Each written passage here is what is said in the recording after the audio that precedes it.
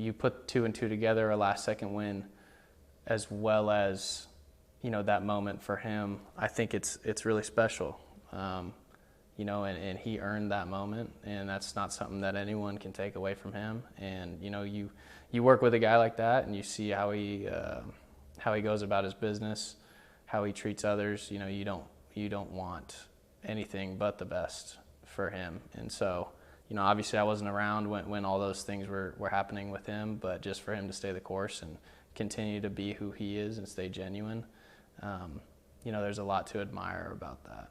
It was pure joy, just because I think everybody know what he's been through, and just to see like how much fun he was having, like everything he was doing out there, just moving around, like he was being Masoli, everybody's used to, and then like you're seeing the emotion he had after the game. Like he said, he could cry.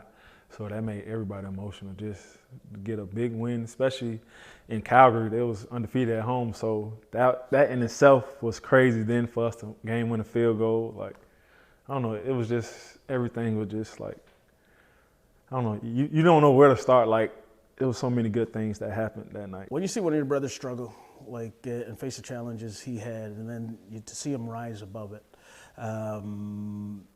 it's hard not to be emotional and have the sense of joy that you did in that locker room. You know, we all know it takes everybody to win, but Jeremiah did more than his part.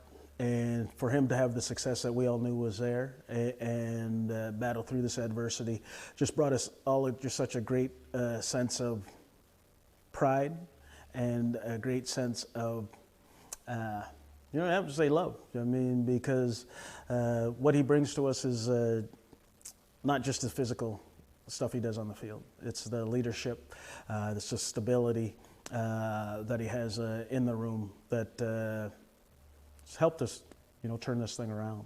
And so everybody was just ecstatic. Anytime that you're not out there with the guys that you you know, put a bunch of work in, it kind of, it humbles you. It also gives you perspective for when you are out there and, you know, being grateful and having fun.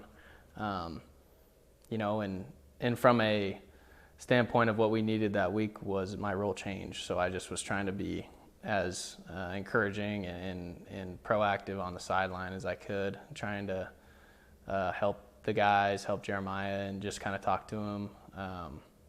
You know, and I felt like it obviously isn't ideal for me, myself, but for what the team needed that week, I was obviously going to do whatever it took.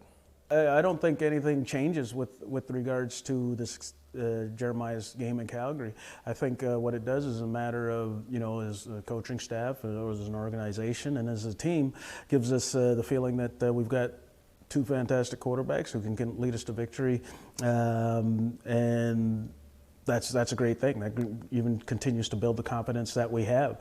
You know, Jeremiah's role in the room is no different. You know, and that's what I was talking about earlier. Is it wasn't just what he does on the field and how he leads, how he performs in the quarterback room is still the same. You know, he's still going to have the same ideas, the same thoughts, and the same leadership in that room that he did before the performance in Calgary. So it doesn't make a difference whether he's the starter or the number 2. It's the consistency that he brings that room along with Dru that allows it to be a really good room.